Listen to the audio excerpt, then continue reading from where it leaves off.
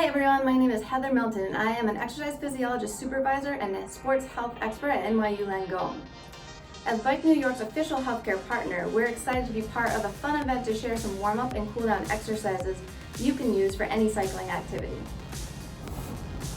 Doing a dynamic warm-up before your ride not only increases your temperature and amps your metabolism, but it activates the muscles you need for your best ride yet.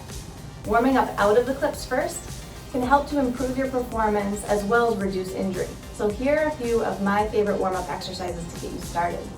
We're actually going to start on your back, doing some glute bridges.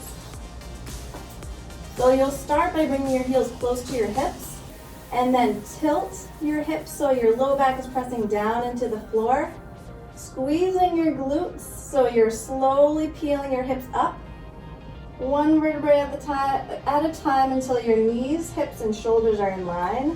Then coming all the way back down, reversing that pattern. So one vertebrae at a time, pulling your belly in until your hips touch down last.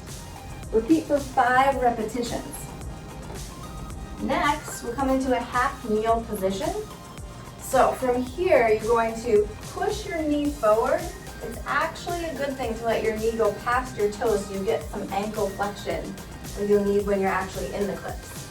And then you're going to hinge forward, extending your front leg straight, and repeat. Again, 10 times for that one.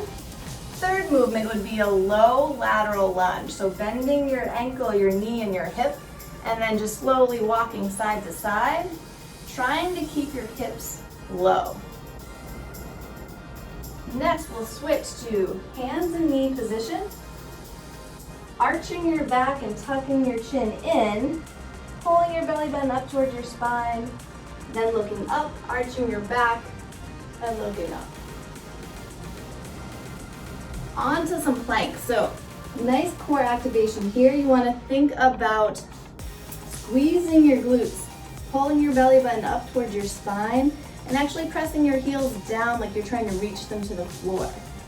For this one, you can hold for 10 to 30 seconds. We'll go next into a deep squat position. So your feet are wide, your hips are low. And from here, you'll put one hand down, reach that same leg back into a deep lunge, and look up to the sky. Reach up with that opposite arm. Come back into your squat, and switch. So for this one, you can do just 5 on each side, and then you're ready for your ride. Have fun.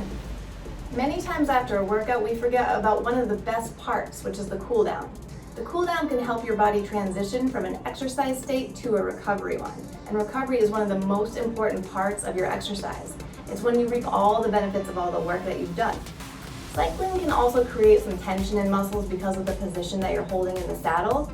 So it's always a great idea to do some stretches after your workout just to balance out those muscles again. So let's start in a half kneel position. You want to make sure that your hips are directly over your knee, and from here you're not actually moving forward, just squeezing your butt and trying to tilt your hips down. When you do this position, you can actually feel your hip flexors and your quads get a nice stretch. You hold this stretch and all the other ones for 30 seconds each. Bring both knees together, reach your arms around, bring your fingertips down so they're pointing down on your lower back, pulling your elbows together and looking up towards the ceiling so you get a nice extension in your upper spine. And then for upper traps and all the muscles supporting that position when we're in the saddle, you can bring your hand over to the opposite shoulder, tilt your head in the other direction so you feel a stretch through here. Hold for 30 seconds and then rotate so you're looking down towards that shoulder. Next we would go to what we call thread the needle, which is basically in a hands and knee position, keeping your shoulders directly over your wrists, keeping your knees directly underneath your hips, rotating your arm up, and then rotating down to try to tap your shoulder to the floor. So you can hold this position if that feels great, or you can do repetitions, just like we did in the warm-up. And then your cool down is complete. If you would like to speak to one of our sports health experts, please visit nyulangone.org/sportshealth. For information about the Spoketober Challenge, you can visit bike.nyc. Thank you for watching and have a great ride.